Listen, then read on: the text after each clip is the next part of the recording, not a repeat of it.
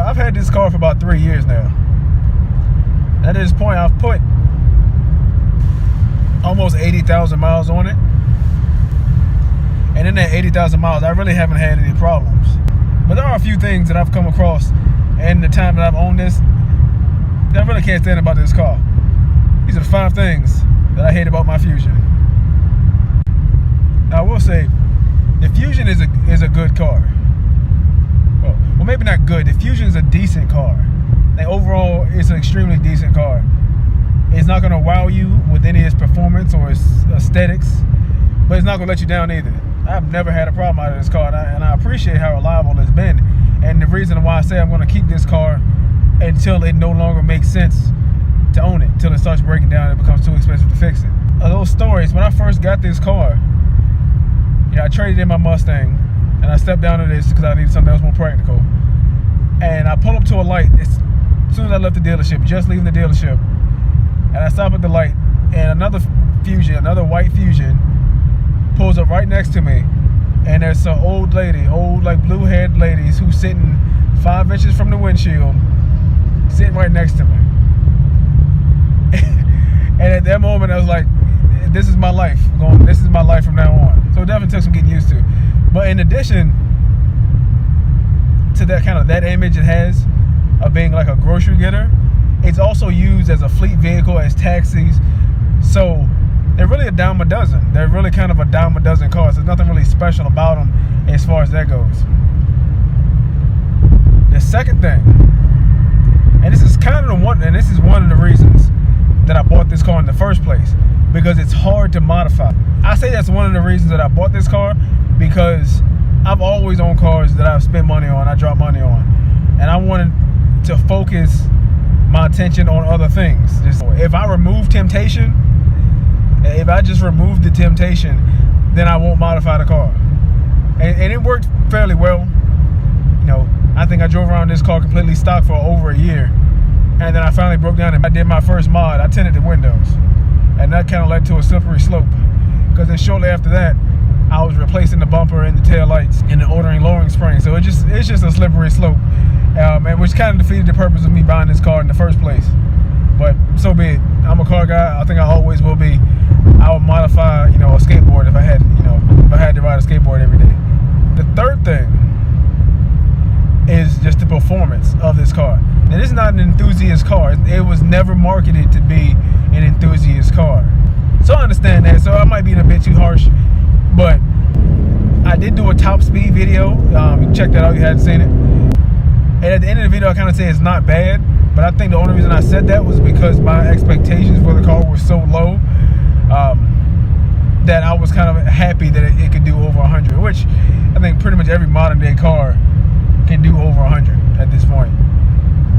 I just passed the cop. Now the fourth thing is something a little more serious. It is actually a huge problem with this car, what I consider a huge problem. I do drive a lot for work, just during times where the sun's, and a lot of times the sun's not always out, is the headlights on this car are terrible. I don't know how they passed whatever regulation or standard they had to pass, but they look bad as far as aesthetically. They look outdated, and they're just not bright. They don't put off much usable light, especially if it's raining. You might as well just close your eyes and tell Jesus to take the wheel, because it's almost useless. They're almost useless at that point. If it's dark and it's raining, you better have some good life insurance. I'm exaggerating slightly, but not much. I'm actually going to cut to a clip, and I'll show you guys me driving early in the morning with no street lights and very few cars, and you can really see for yourself of what it really looks like and how hopeless these are. But that's something you can fix with, just buying aftermarket headlights. They make aftermarket headlights. You have, and then you have like the Mondeo options, and I will be going that route at some point. So the fifth thing, and it's an extremely nitpicky thing, but it was something that once I saw, I can't stop looking at it, and it bothers me every time I see it. So if you look, here's the radio in the car, and again, it's just a standard screen that you'll get if you don't have navigation or the standard small screens you get in a lot of the base models. And of course, it has That's not the problem.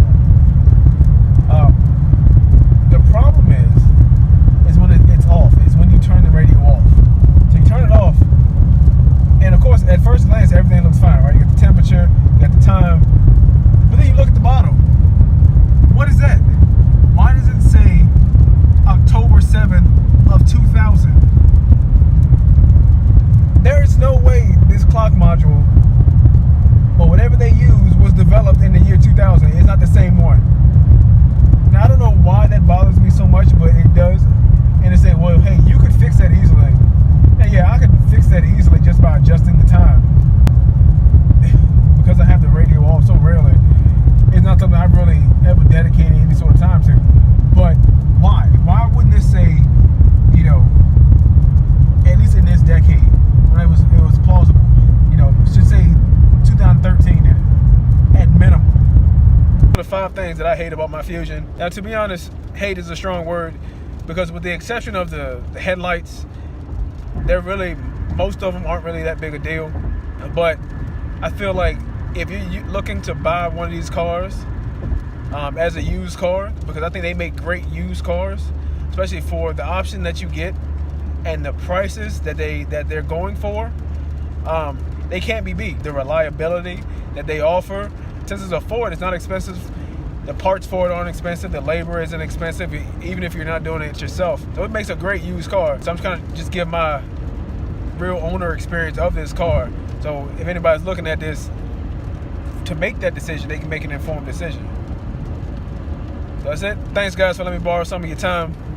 If you like it, please leave me a thumbs up, subscribe. Let me know if you're interested in buying a Fusion, what you want to know about it. I'll try to answer your questions as best I can. I'll try not to be too biased. So send me your questions. Say like my video. Please subscribe to my channel. Let me know what you think and what you're looking for if you're considering a Fusion. Have a great day.